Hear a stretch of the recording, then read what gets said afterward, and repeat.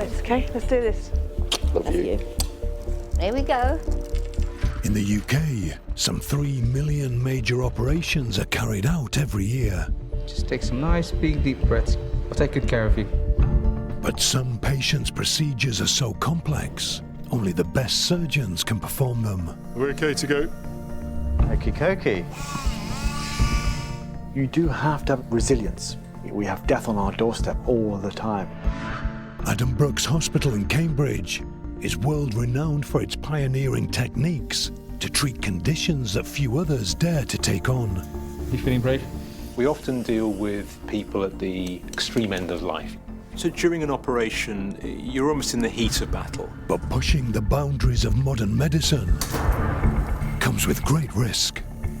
No margin for error here. You have to accept that things will go wrong. Experience is learning from your mistakes. Starting to split along where the stitches have gone in. Every decision you make has direct consequences on someone's life. She's not responding. The surgeons bear the ultimate responsibility. Oh no. Quick, a lot of bleeding here. This is not working. What a bugger!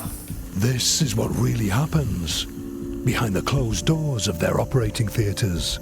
It all looks good. Perfect. Mission accomplished. There we go. Brilliant. The patient is trusting you in a very difficult situation, and you just need to make sure that you deliver your part of that bargain.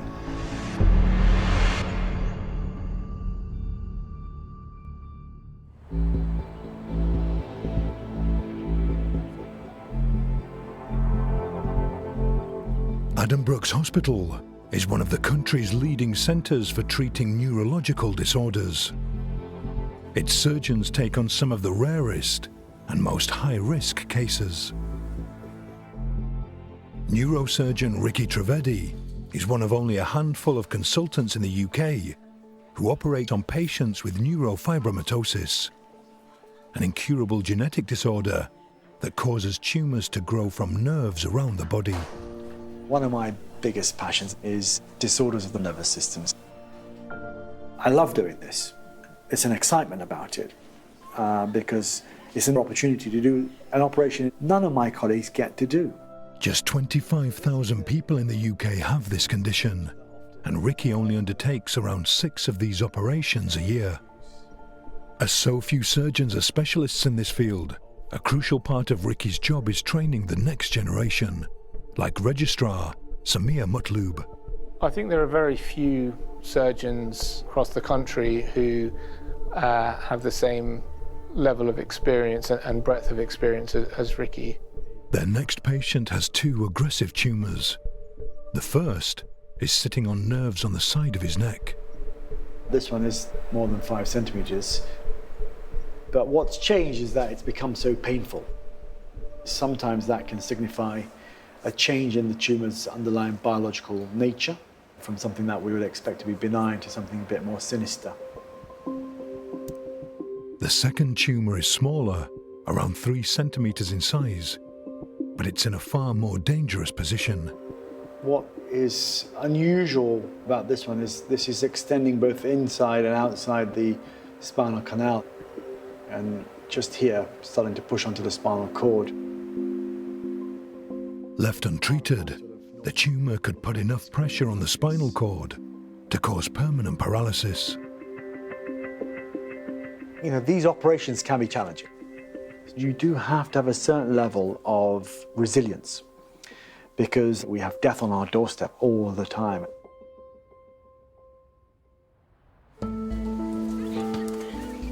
Their patient is 40-year-old Sam, who lives in Norwich with his wife Gemma and their 3 children. Sam's already had 5 operations to remove tumours caused by his neurofibromatosis. It's not cheating. As a young child, I wasn't aware of my illness at all. Yay! Well done! It wasn't until the age of maybe 17 that I started to notice I was getting a few lumps. Oh, did you see that dive? Now that I've been having these operations once every sort of 3 or 4 years. Neurofibromatosis is hereditary. 2 of Sam's children also have the condition. although they've yet to experience any obvious physical symptoms. I do sometimes feel like he feels like he's guilty that 2 of our children have got it. But I keep saying to him, look, it's not going to stop them from doing what they want to do. 1, 2! Well done, Charlie and Mum. Me and Sam definitely are holding it together. We've got to keep positive for the boys, definitely. But Sam's tumours are making day-to-day life increasingly difficult.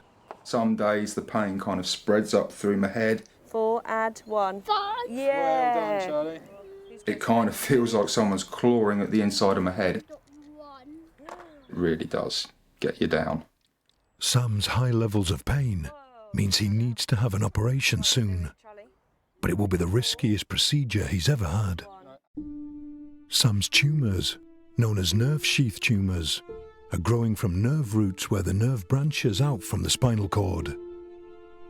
They will be removed in a 2-stage procedure.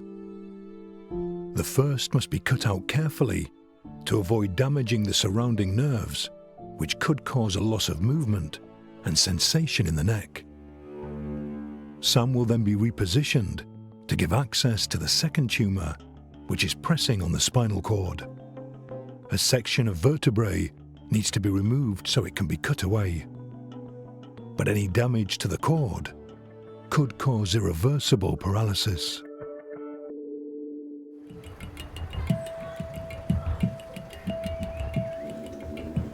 Today, Sam's come to Addenbrooke's with his mum. I am worried about the operation. I've been through quite a few before, but nothing quite as complicated as this one. Just hope for a positive outcome. See you, Mum. Love you. Bye. You'll be fine. Yeah. For any operation, we will have a game plan. What potentially could go wrong? Where is the danger that I need to be alert to? In Theatre 20, a team of 13 specialist neurosurgical staff are preparing for Sam's operation, including 2 specialist anaesthetists, 2 neurophysiologists, and 4 nurses. Good. You're doing really well. Just drifting off to sleep. Sam's tumours are growing on his nerves, the network which carries electrical impulses between the brain and body. To monitor nerve activity during the operation, neurophysiologists need to attach 45 electrodes to his body. If they spot an unusual reading, they will know that the surgery is affecting Sam's nerve function. Rather steady slide. The greatest risks Sam has to accept from this surgery are complete paralysis. Arms, legs, wheelchair-bound, feeding tube, breathing tube, never going home really. Ricky is one of the country's most experienced surgeons at removing these tumours in such dangerous locations. But for Samir, this will be a brand new experience. This is the first time that I've been involved with nerve tumours within the neck and the spine. Yes, please. To reach the first tumour, Samir makes an 8-centimetre incision in Sam's neck and cuts through a thin layer of skin and fat. Okay, let's have one of those big retractors. Every case I've done with Ricky, he'll find ways to make me improve. He's an excellent, excellent trainer. There's some eyes on the prize coming up. Very quickly, the 6-centimetre tumour is in their sights. Oh, it's flipping huge, huh? Good. All going well so far. Can we have a stitch, Maria? The tumour is growing directly from the nerve root beneath it. Ricky places a stitch through the tumour to gently pull it up and away from the nerve. You see, this is the nerve this is coming from. Yeah. So some of this is tumour, some of this is nerve. Can you see that? Yeah. So I think this is the medial border of it that you want to try and peel off. Samir must carefully peel away the nerves that are still connected to the tumour. If he cuts them, Sam could lose some movement in his shoulder and sensation in his head and neck. Now get your scissors in the other way around. Just use that to spread that tumour off that nerve. And open the scissors.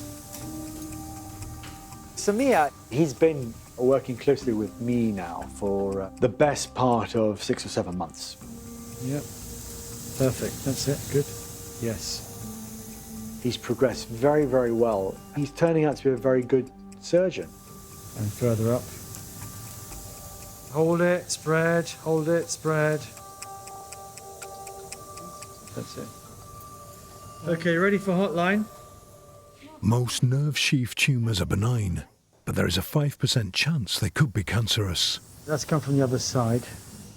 To determine if Sam's tumours are cancerous, samples will be sent immediately to pathology for fast-track testing, known as a hotline. That can go. Hotline can go, please. That's pathology going, guys.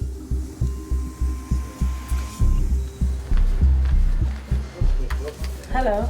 I have a fresh specimen. Ricky will get the results back during the operation, giving him an indication of the type of tumours he's removing. If it comes back as a benign thing, I'm a bit more relaxed. But if I'm told, actually, no, there are some nasty features, you know, it's bad. Not just bad because it's a cancer, it's bad because if this looks like it's a cancer, I will have to be aggressive. If Ricky's dissection needs to be more radical, he risks damaging Sam's vertebral artery, cutting off the blood supply to his brain. Which means he may be left with a stroke. So there are pretty serious consequences.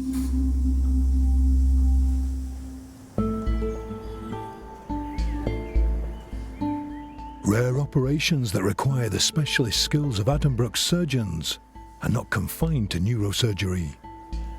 Often these procedures are so technically demanding, they require not one, but 2 expert consultants.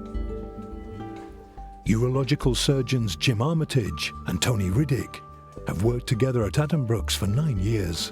Tony was kind of a mentor for me, supported me in my development as a consultant surgeon, and we've got a great relationship. We understand how each other works. It's second nature now, and I feel very safe operating with Tony.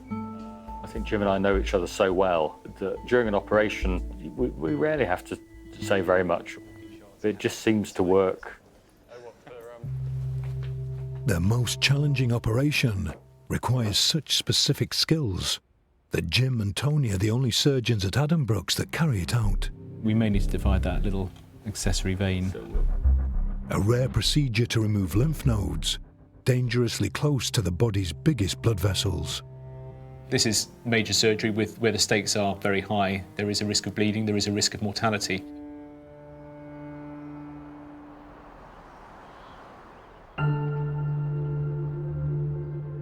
Their patient is teenager Jamie, who lives in Bedford with his mum Eve, his dad Gary, and his sister Georgia.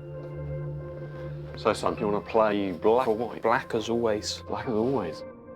8 months ago, when just 19, he discovered he had testicular cancer.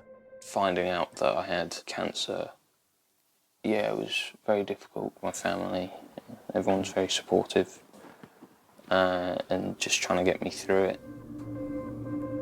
Jamie had a testicle removed, but his ordeal didn't end there. Doctors then discovered that the cancer had spread to his lymph nodes, part of the body's immune system and crucial for fighting infection. And then we'll check you there. When I first heard, I pulled over on the side of the road that night and just had a cry. Yeah, it was just like, surely this can't get any worse than it is. Jamie has had multiple courses of chemotherapy, but one of his lymph nodes has swollen to 4 times its normal size. There is no way for doctors to know if it is still cancerous, so the only option now is major surgery to remove it. That is checkmate.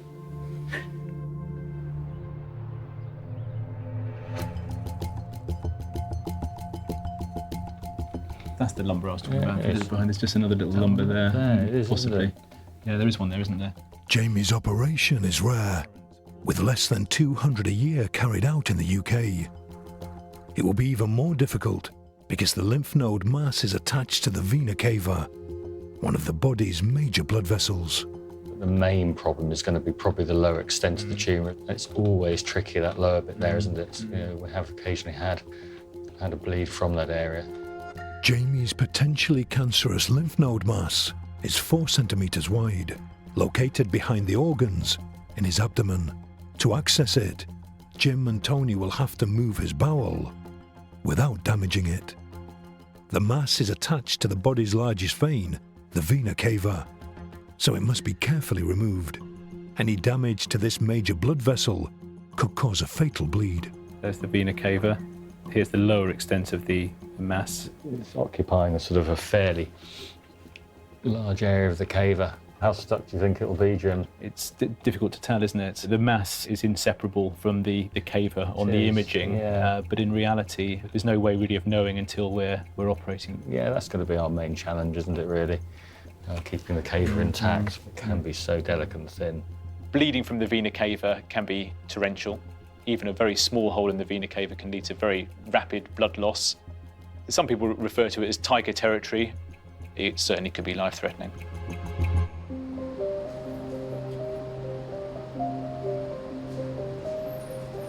So how are you feeling? Okay. This whole experience has improved my resilience, and obviously if I can get through this, I feel like I can get through anything.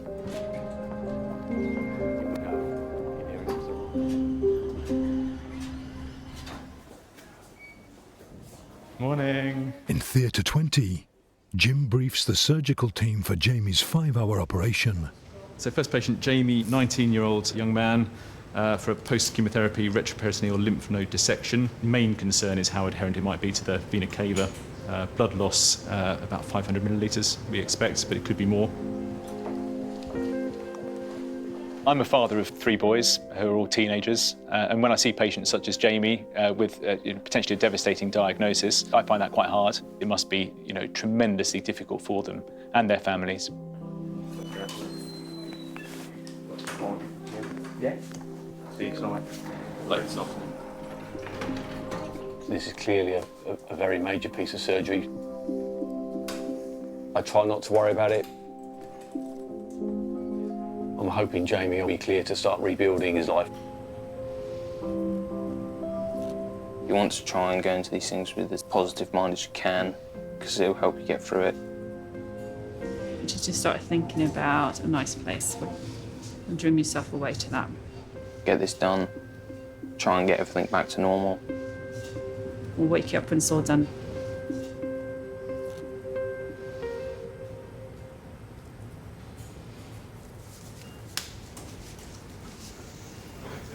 We're at to start then. Go ahead. Yeah. We're just starting, Jim. Okay. To get access to Jamie's abdomen and the lymph node mass, Tony makes a 20 centimetre incision from just below the rib cage to pass the navel. Okay, diathermy, please. Next, they cut through the abdominal wall, a 5 centimetre thick layer of connective tissue, muscle and fat. Yeah, that's good. The lymph node mass is sitting right at the back of the abdominal cavity. Should we get some retractors in, do you think? Yeah, and then we can start mobilising. Before we remove the mass, we've got to get to it. So we have to mobilise the right colon and then small bowel. That includes the duodenum. We lift those off the main vessels. We're just going to be a little bit careful just as we come through here. They start by mobilising the colon, cutting through the connective tissue that supports it, while moving it to make space within the abdominal cavity. Should we just see where we are in terms of where are we in terms of anatomy at the moment? Actually, we're just going to... With the colon mobilised, Jim and Tony get their first glimpse of the lymph node mass. You can see the mass just through there, look. That's what we've got to get rid of. They can see that the 4 centimetre mass is not only stuck to the vena cava, but also to part of the small bowel. The first things that go through my mind are whether this mass will come out easily, or will it be difficult, or will it not come out at all. We can see the mass is quite stuck to the duodenum, and this is a result of the fibrosis, the scar tissue after chemotherapy. Can I have the bipolar scissors, please? They need to dissect the duodenum, the first part of the small bowel, away from the mass as delicately as possible. So just be a little bit careful taking this off. If the duodenum perforates, it's very serious. The processes of digestion take place here with enzymes that are released from the pancreas and the liver. And if these toxic enzymes go into the peritoneal cavity, it can result in severe illness. To free the mass, Tony must cut through connective tissue millimetre by millimetre. Just very gently on your pull, Jim. As Jim gently pulls the duodenum away. Tiny bit of tension. Yeah, I think it's cold cutting there, really. This involves a little bit of tension on the tissues. So if you could put a right angle just in there, Jim, and just show me that. Too much tension can result in tearing of the outer parts of the duodenum. Good. So we are very gentle. Just careful on your stretch there, Jim. Pull on that duodenum. Yeah. Be a little bit careful. Just a little bit of freedom there. Even the smallest tear could lead to dangerous digestive chemicals spilling into Jamie's abdominal cavity. You're operating down a deep, dark hole, as we call it, so it's a delicate part of the surgery. It's to be done very carefully, in a very controlled fashion. That's better. The last bit of duodenal mobilisation for us. Good. A little bit down there. Yeah, that's good, Tony. The duodenum is almost free from the mass. Really. If we can just come... When Jim notices a problem. It's just a bit of a serosal defect, isn't it? We do encounter a small tear in what's called the serosa, so the outer part of the duodenum. Just there, yeah. When pulling the mass away, the delicate duodenal tissue has torn. If it was left untreated, there's a chance that the duodenum would perforate. If you come out, Jim. And this would lead to major complications such as peritonitis, so a life-threatening complication. Automatic ligger, please. We have to resolve that problem. Just have a small swab there where this thing. We have to make sure it's repaired as well as possible.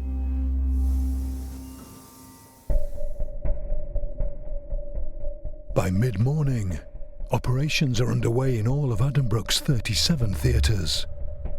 In Theatre 22, Ricky and Samir are waiting to find out if the tumour in Sam's neck contains cancerous cells. We don't want to cut that just yet. If it does, the surgery to remove it will need to be much more extensive. We get frustrated sometimes, waiting around for what the pathologist is going to say. It may just be a few minutes, it'll seem like it's a few hours. After 30 minutes, the results are ready. Benign, neurofibroma. Initial findings show no evidence of cancer. Ricky and Samir don't need to perform a risky, more radical dissection, but they still need to remove as much tumour as possible. Now, are we going to be low enough? Or do we need to mobilise a bit more? As they continue, What the heck is this? the neurophysiologists begin picking up unexpected responses from the nerves that control movement. Getting some activity from the tongue, a little bit from the trapezius as well. The removal of the tumour appears to be affecting some of the nerves that control Sam's muscle movement. Trapezius, I can understand. Tongue is probably just pressure. We're at the back of the tumour, so the hypoglossal could be nudged as well. The hypoglossal nerve controls movement of the tongue. If it's damaged, Sam could lose the ability to talk and swallow. It's probably being pulled or pushed by something.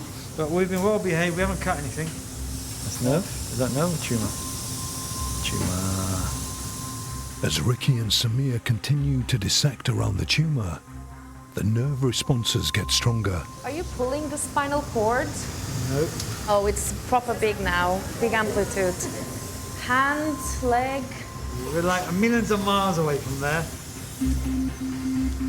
If the responses don't stop, it could indicate Ricky and Samir are causing irreversible damage that could leave Sam paralysed. very unhappy with you. Well, we're not doing anything naughty. It's still going. If they're seeing activity in a way in which I think is unexpected, that will cause me to pause and think, why is that? So I might need to modify how I'm taking this tumour out. We're going to take some steam out of this to give us a bit more room. Ricky decides to cut away part of the tumour that could be putting pressure on the nerves and spinal cord. So we're just taking some of the bulk of this out just to give us a bit more room to manipulate it.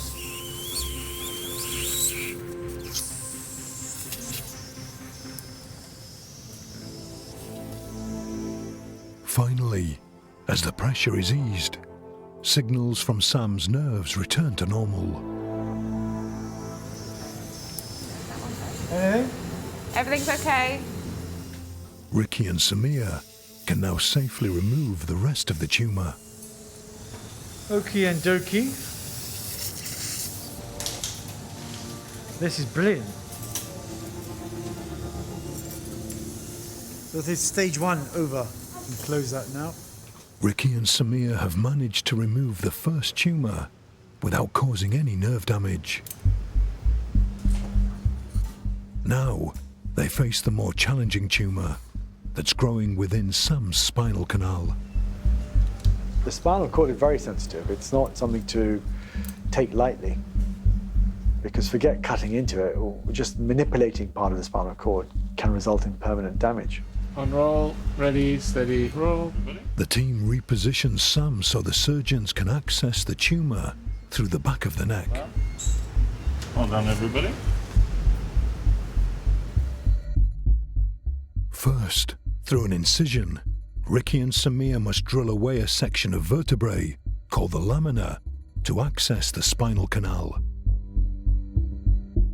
Then they need to cauterize the tiny blood vessels connected to the tumour without causing a dangerous bleed.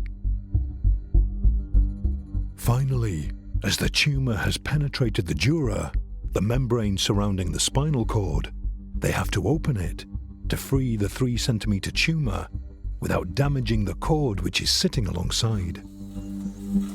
After cutting through the skin, fat and muscle at the back of Sam's neck, Ricky and Samir are ready to remove the lamina to access the tumour. Time for a microscope and drill.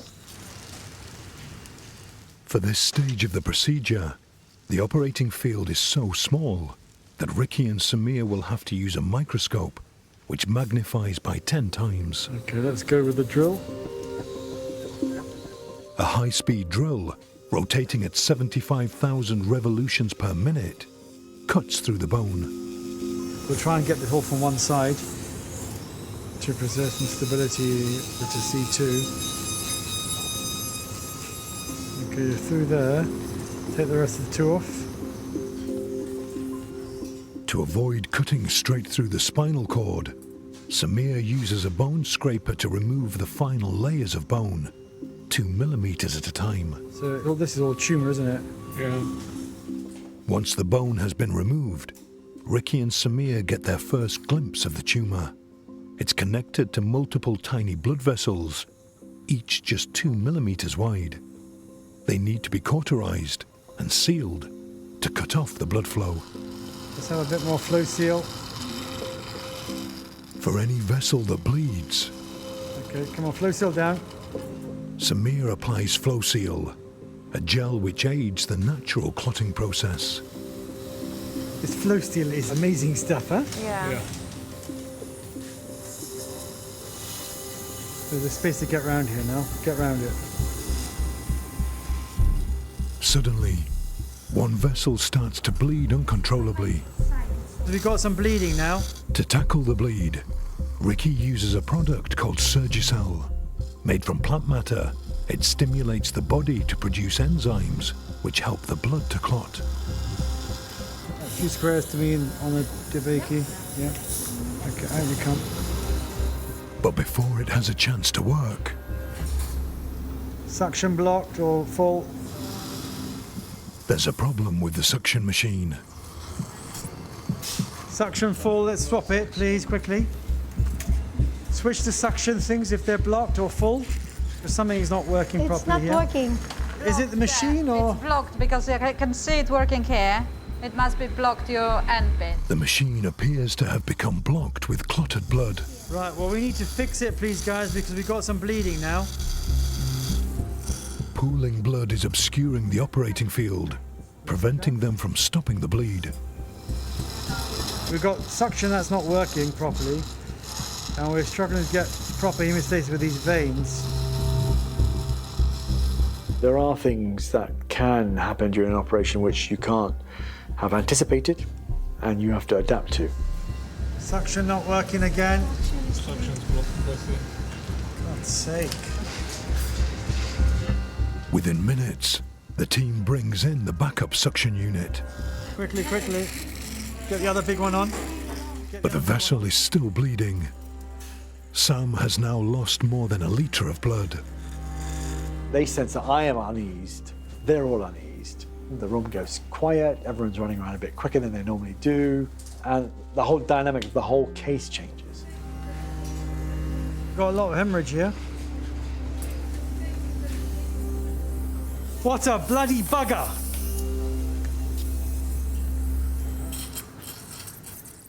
Faced with the ever-present threat of a serious bleed, the theatre teams at Addenbrooke's use 150 litres of blood every week. Much of that blood comes from one of Europe's largest blood banks, here in Bristol. Every night, more than 2,000 blood donations arrive on site from across the country. A team of 90 need to process all this blood in less than 27 hours. Phil Brown is one of its longest-serving members of staff. I've worked here for 34 years. I do like working here very much, and it's a very satisfying job, knowing that you're saving lives. Blood is made up of 4 core components: plasma, platelets, white cells and red cells, each with a different crucial function. The bank acts as a giant blood factory, processing the donations into its distinct parts.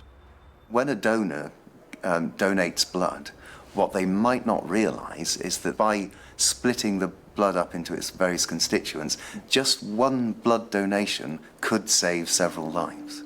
First, each individual donation, about a pint's worth of blood, is hung in a giant overhead filtration device.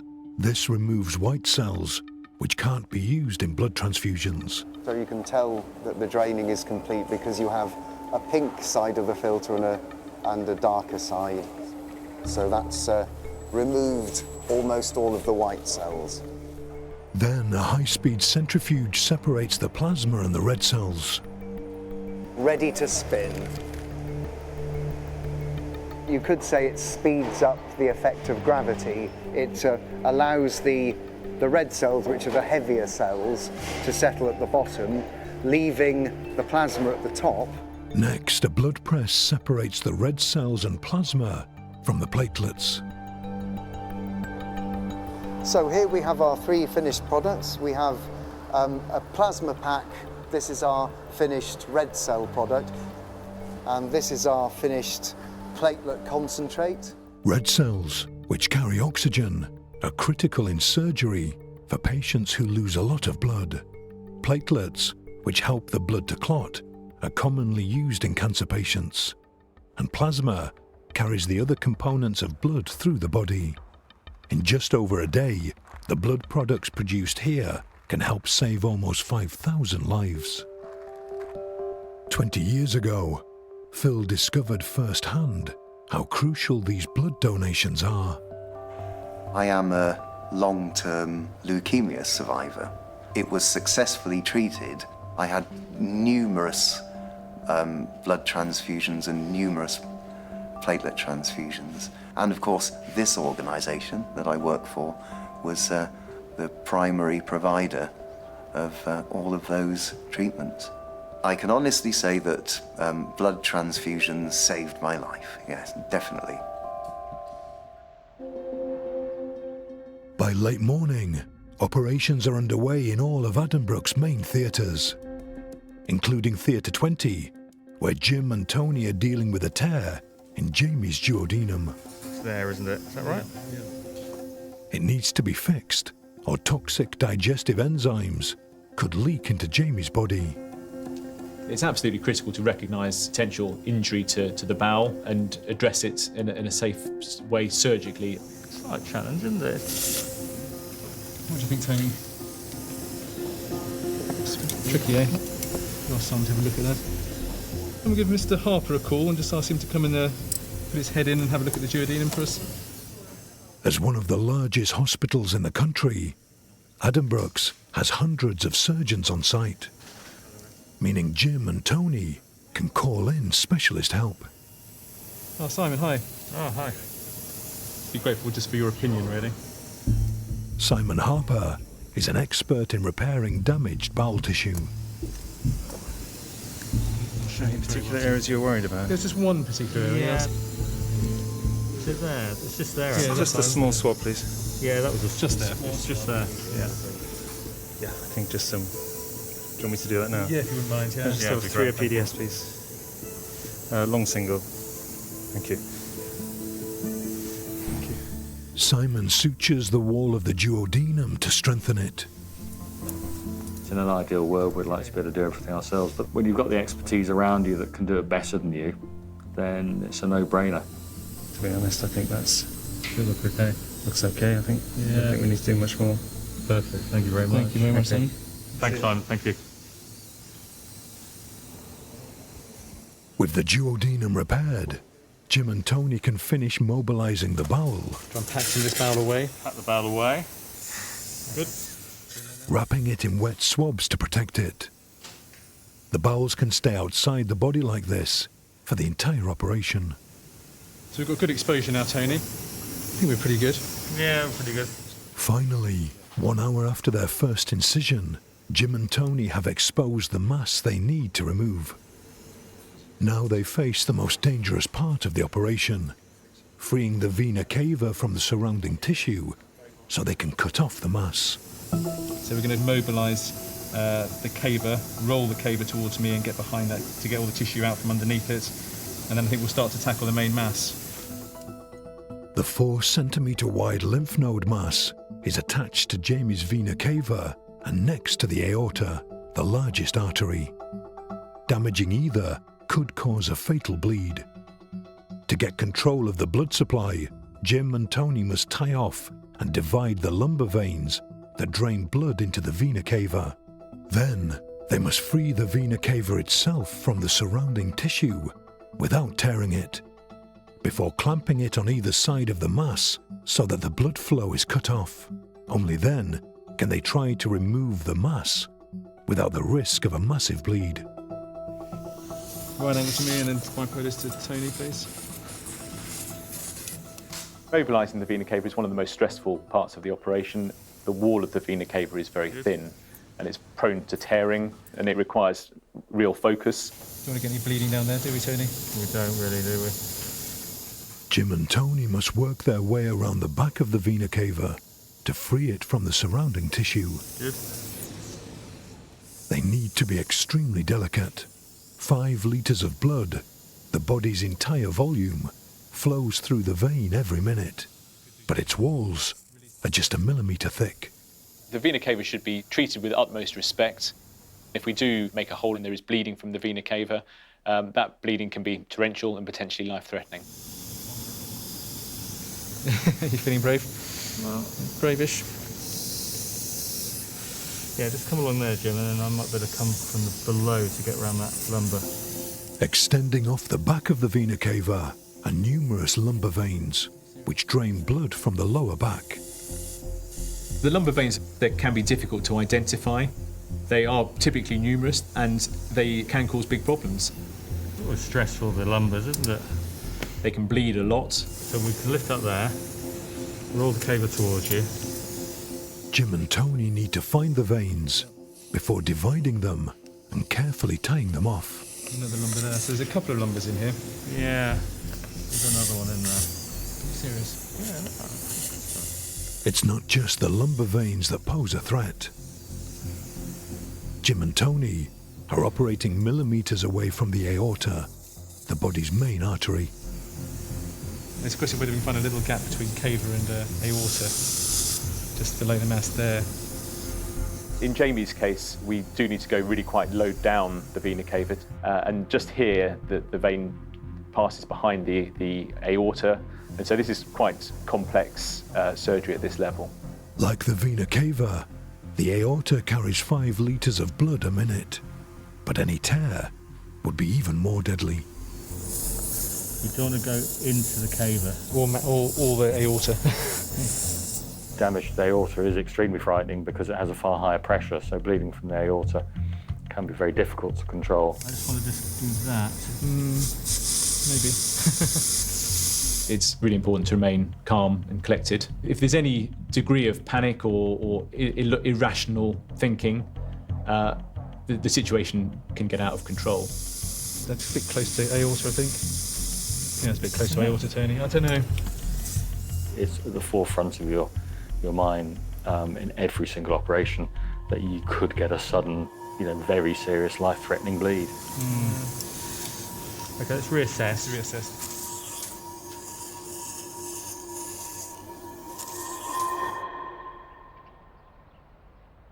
In Theatre 22, Ricky and Samir are facing a major bleed. Their operation to remove the tumour in Sam's neck has ground to a halt as they try to stem the blood flow. Wash, please. If it doesn't stop, Sam could bleed to death. You have to control the bleeding as quickly as you can, but safely. Slowly, slowly, slowly, slowly, slowly, slowly, slowly, slowly, slowly, slowly, slowly. There's a certain amount I will let happen by my assistant, my trainee, my fellow, whoever, and I'll be the assistant. Get this out of the way on that side like that. There are certain times in the operation that has to just change. Flow seal. With the vessel still bleeding, Switch this around, I need to drive now. Ricky takes control.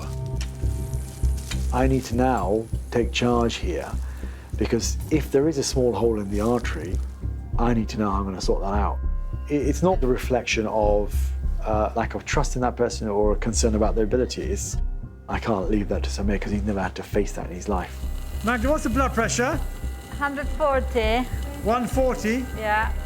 In stressful situations in theatre when things go wrong, having Ricky around is very reassuring. What's his resting or baseline? Yeah, 141. That's his baseline when he came. I have been involved in surgeries where we've lost substantial number of litres of blood, and it almost looks like, we will lose a patient, and that's very scary. Big sucker on. Quick, quick, quick. A lot of bleeding here. If we can't control the bleeding at all, well, that's it. You'll die.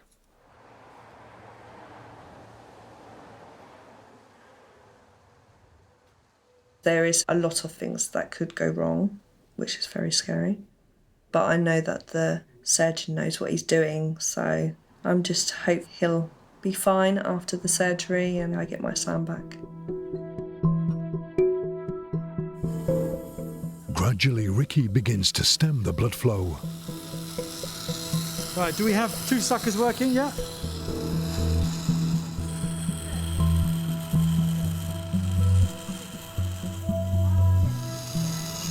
Right, let's have a stack of squares of Surgicel, flow seal.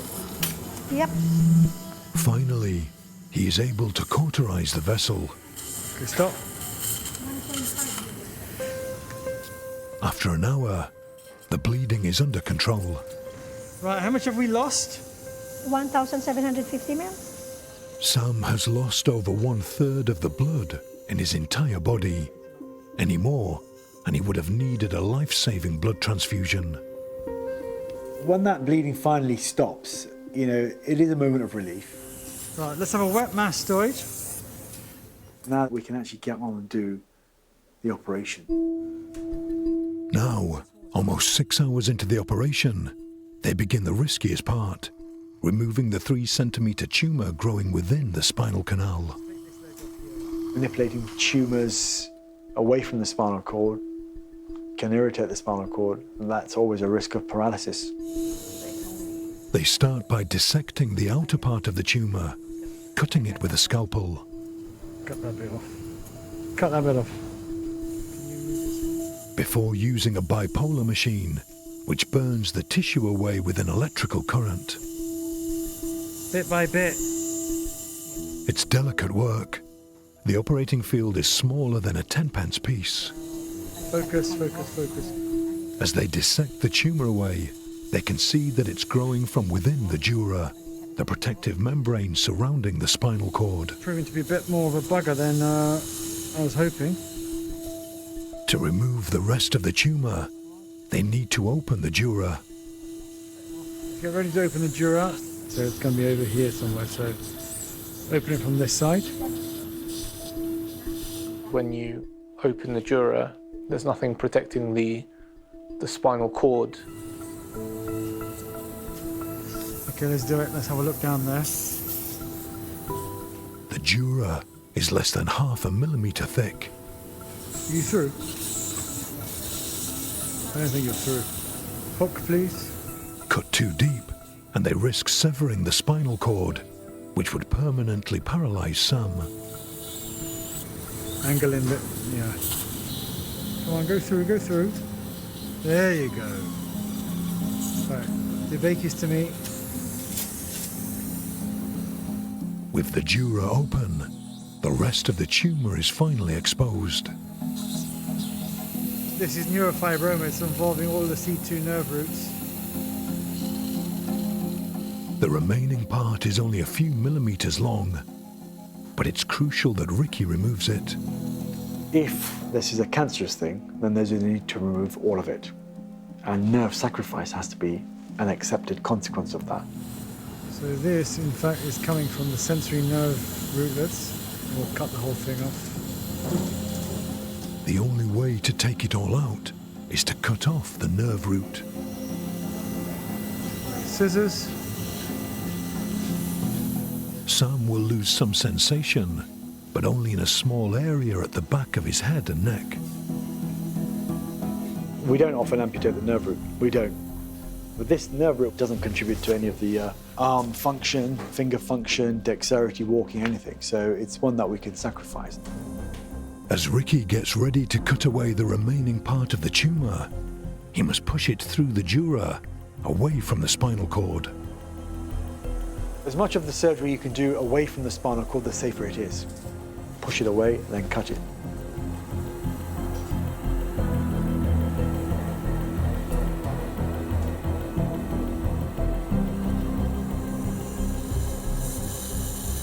Well, that's a huge moment for us. Hooray! After almost 8 hours in theatre, the last section of tumour is finally out. It's very satisfying when you get to the end of the operation and the tumour's gone, especially if you've had, hiccups. Okay, let's close this up. Oh, flipping heck.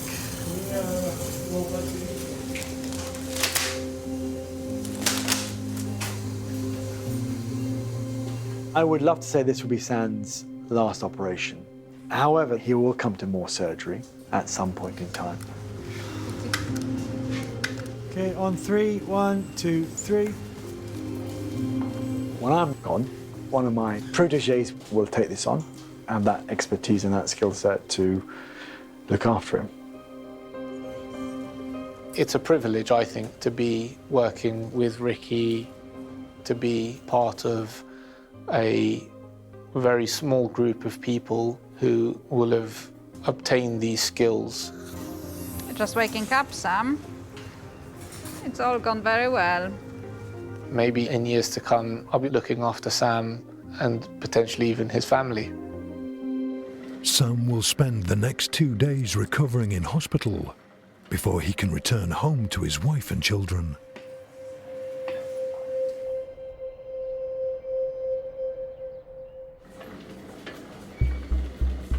In Theatre 20, Jim and Tony are operating to remove Jamie's lymph node mass. but they're struggling to free the lower part of the vena cava, where it sits next to the aorta. We're right on the cava there, aren't we? Aorta wall is just there. They need to have full control of the vein so they can clamp it and remove the mass without causing a fatal bleed. So we can lift up there. Yeah. Roll the cava towards you. Jim and Tony must find a safe place to cut between the cava and the surrounding tissue. I mean, can you just develop that little plane there? Let's get into that gap.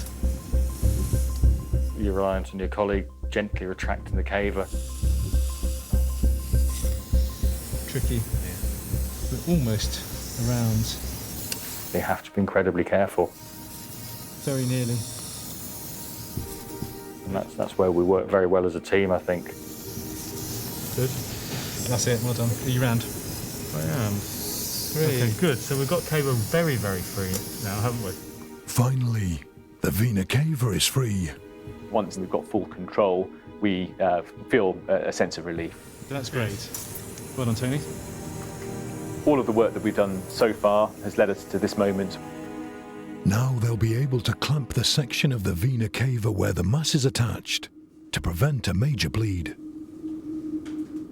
But it's now clear that the mass is almost completely fused to the vein. Densely adherent, the mass, the main mass, the vena cava. Actually pretty stuck, isn't it? It is. If they try to remove the mass, they could cause a tear in the cava that would need a complex repair.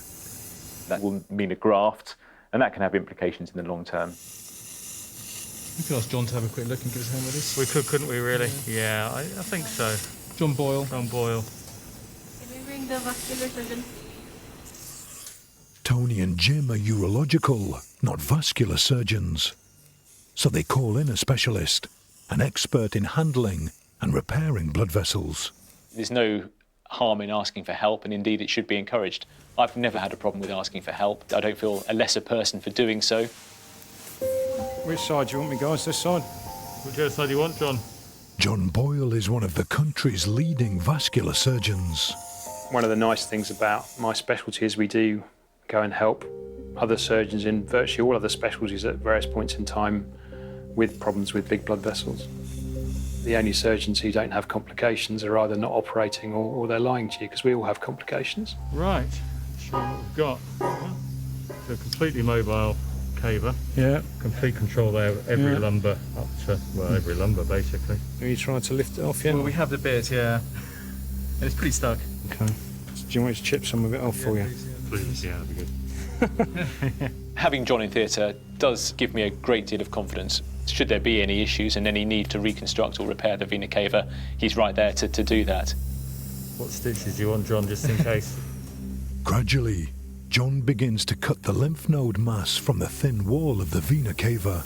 The thing about these things is I don't want to leave anything behind. No. Yeah, exactly. That's good work. It's good, eh? It's good, eh? Well, let's wait 2 minutes, clamp it, and you guys take it off and we'll see what's left, shall we? Yeah. John's prized the edges of the mass away from the vena cava without damaging it. We've got vascular clamps ready? Yeah. Yeah. Okay. Now they clamp off the blood supply to the vena cava in case it gets damaged as they completely free the mass. We're cross-clamping the cava now, Ylva. Okay. Right then, should we take this off, Tony? Yeah, go for it. Jim takes over to make the final incision to remove the mass. I'm going to go. I'm just going to start taking off here, I think. Yeah, I mean, you can. Maybe the suction ready, Hanny. Hopefully it's not going to bleed. Good, Jim. Really nice. There we go. Brilliant. Caval lymph node mass. It's very gratifying. We know that then the operation is largely finished. So a couple of large Langenbecks, please. It can't be underestimated the value of operating with people that you know and trust. And having a team that supports one another is critical when undertaking major complex surgery such as this. Well done, Tony. I think we're pretty much done. Hello. on, Jamie. Nice deep breaths. Jamie will recover in hospital for the next few days. Hello, it's Jim. Here. Hi Jim, how you doing? I'm good, thanks. Yeah, just calling to let you know that Jamie's operation is all done. Thank goodness. It all went really well. Excellent. Well, thank you so much for all you've done. It's yeah, huge relief.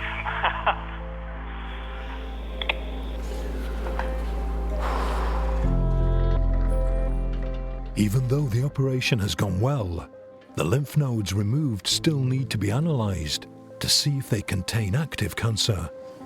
If they do, Jamie could face another round of painful chemotherapy.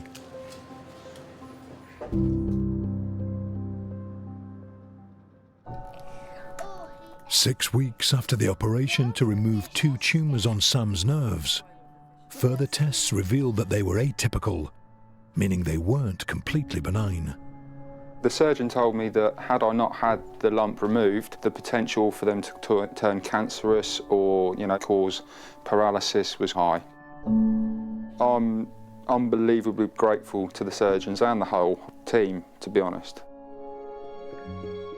If they didn't do it, then, my husband might not be here.